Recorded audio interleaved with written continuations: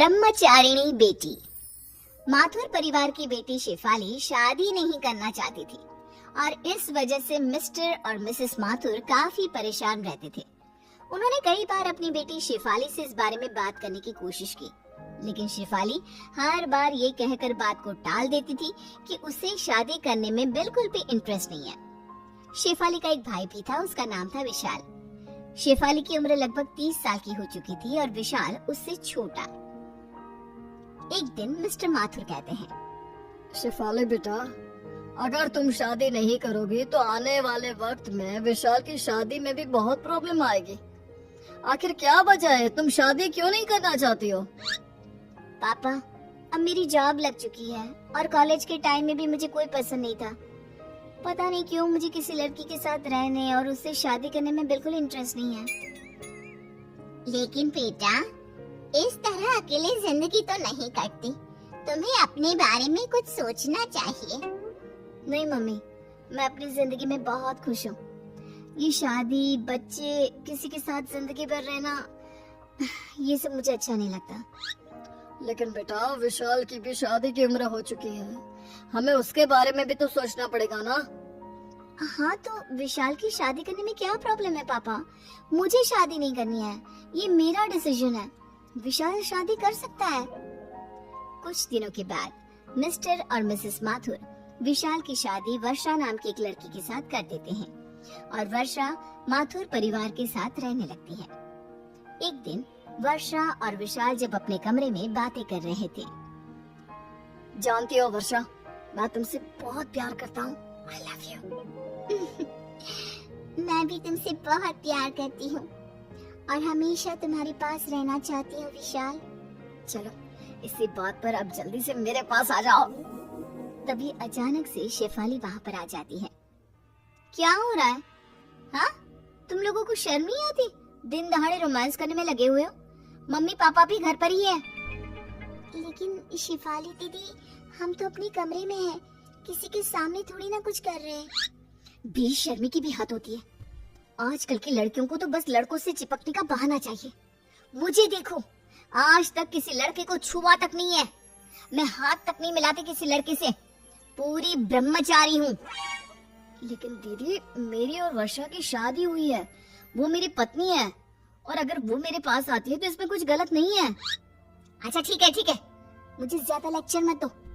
तुम्हें बाहर मम्मी बुला रही थी, यही कहने आई थी। विशाल और वर्षा शेफाली के साथ कमरे से बाहर आते हैं। विशाल बेटा, बहुत दिन हो गए हम पूरी फैमिली के साथ कहीं आउटिंग पर नहीं गए। हाँ विशाल बेटा, और इसलिए तुम्हारे पापा कह रहे थे कि सब लोग साथ में मूवी देखने चलते हैं। बहुत अच्छा प्लान है मम्मी। मैं भी वर्षा से यही कह रहा था कि कहीं घूमने जाने का प्रोग्राम बनाते हैं। ठीक है मम्मी जी, हम लोग टिकट बुक करवा लेते हैं आज शाम की और सब साथ में चलते हैं। शाम को सब लोग मूवी देखने के लिए थिएटर पहुंचते हैं। वर्षा और विशाल एक दूसरे के पास वाली सीट पर जैसे ही बैठने की कोशिश करते हैं। हटो तुम दोनों यहाँ से। यहाँ तुम दोनों के बीच वाली सीट पर मैं बैठूंगी। अरे शेफाली, ये क्या कर रही हो? उनकी नई शादी हुई है, उन्हें साथ में बैठने दो। हाँ बेटा, वो दोनों मियाँ बीवी हैं, तुम उनके बीच में बैठकर क्या करोगी? अरे मम्मी, थोड़ी देर इनका दूर रहना जरूरी है, बैठने दीजिए ना मुझे। और जिद करके शेफाली वर्षा और विशाल के बीच में बैठ जाती है। ये बात वर्षा और विशाल दोनों को ही अच्छी नहीं लगती। कुछ दिनों के बाद, वर्षा जरा इधर आओ मेरे पास, तुमसे कुछ जरूरी बात करनी थी। बताइए दीदी, क्या हुआ? कुछ काम था क्या आपको? देखो वर्षा, मैं चाहती हूँ कि कुछ दिन तुम मेरे साथ मेरे कमरे में सोया करो। लेकिन दीदी, वर्षा आपके कमरे में सोकर क्या करेगी? क्यों? तुमसे 2 दिन भी अपनी बीवी से दूर नहीं रहा जाता क्या? बेटा, विशाल सही तो कह रहा है, और वर्षा को तुम्हारे कमरे में सोने की क्या जरूरत है?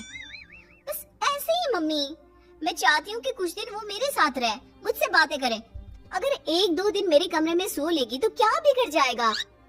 बेटा, उनकी अभी अभी नई शादी हुई है, तुम तो कुछ भी नहीं समझती हो।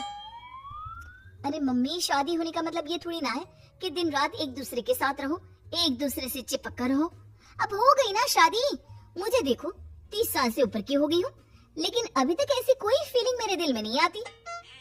माथुर परिवार शेफाली की इन हरकतों से परेशान हो जाता है और फिर वर्षा और विशाल मिलकर एक प्लान बनाते हैं। शेफाली दीदी, मेरे ऑफिस का एक कलीग है, उसने अभी अभी ज्वाइन किया है। कुछ दिन वो हमारे ही घर आकर रहने वाला है। अरे ऐसे कैसे कोई अनजान लड़का हमारे घर में आकर रहेगा?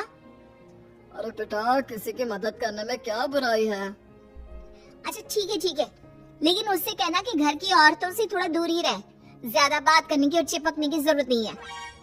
और कुछ दिनों के बाद अमन नाम का एक लड़का जो शेफाली की उम्र का था मिस्टर माथुर के घर पर रहने आता है। एक दिन सुबह के वक्त। वैसे शेफाली जी, शायद आपसे किसी ने कहा नहीं, लेकिन आप दिखने में बहुत खूबसूरत हैं। देखो, तुम अपने काम से काम रखो, मुझे इस तरह की झूठी तारीफ बिल्कुल पसंद नहीं है। लेकिन मन ही मन शेफाली को अमन का अपनी तारीफ करना बहुत अच्छा लगता है।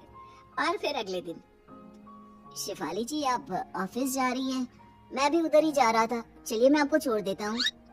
अरे नहीं, मैं अकेले चली जाऊंगी, मैं किसी लड़की के साथ घर से बाहर जाना पसंद नहीं करती। अरे कोई बात नहीं, एक ही रास्ते पर जा रहे हैं, इसमें क्या हुआ, चलिए बैठ जाइए। चलो ठीक है। शेफाली अमन के साथ चली जाती है। एक दिन ऑफिस से आने के बाद, माँ मेरी तबीयत ठीक नहीं है, मैं अपने कमरे में आराम करने जा रही हूँ, आप प्लीज मेरे लिए कॉफी बना दो, बहुत सर दर्द हो रहा है। बेटा मुझे तो अपनी किटी पार्टी में जाना है, बहुत जरूरी है, और तेरे पापा भी अपने दोस्तों से मिलने के लिए गए हुए हैं। कोई बात नहीं माँ, वर्षा से कह दो, वो मेरे लिए कॉफी बना देगी। वर्षा शॉपिंग पर गई है विशाल के साथ, बेटा तुम खुद बना लो ना। इतना कहकर मिसेस माथुर वहाँ से चली जाती हैं। वर्षा के सर में जरा सा दर्द होता है तो विशाल कैसे लपक कर उसके लिए दवाई लेकर आता है, उसके लिए चाय बनाता है। यहाँ मेरे लिए कोई भी नहीं है। तभी वहाँ पर अमन आता है। किसने कहा आपके लिए कोई नहीं है, आप आराम करिए, मैं अभी आपके लिए कॉफी और आपकी दवाई दोनों लेकर आता हूँ। Thank you so much. थोड़ी देर बाद अमन शेफाली को दवाई देता है और अपने हाथों की बनी कॉफी भी पिलाता है। वैसे शेफाली जी, आप गलत सोचती है। देखिए लड़के उतने बुरे भी नहीं होते, और अगर जिंदगी में एक लाइफ पार्टनर हो तो जिंदगी आसान हो जाती है। ठीक कहते हो, तुम्हारे आने के बाद मुझे भी ऐसा ही लगने लगा है। लगता है मुझे भी अब अपनी जिंदगी के बारे में कुछ सोचना चाहिए। अगर आप बुरा न माने तो एक बात कहूँ, मैं आपके साथ पूरी जिंदगी बिताने को तैयार हूँ। अमन की बात सुनकर शेफाली खुश हो जाती है और रात को जब मिस्टर और मिसेस माथुर घर आते हैं, माँ पापा मुझे आपसे एक जरूरी बात करनी थी। शेफाली दीदी, हम सब जानते हैं आपको क्या बात करनी है। आप अमन के साथ शादी करना चाहती है ना? अरे लेकिन आप लोगों को ये बात कैसे पता? क्योंकि ये हमारा ही प्लान था। और मैं तो अमन को पहले से ही जानती हूँ।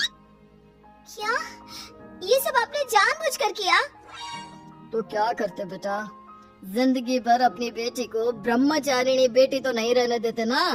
देखो बेटा, शादी करना और खुश रहना कोई बुरी बात नहीं है,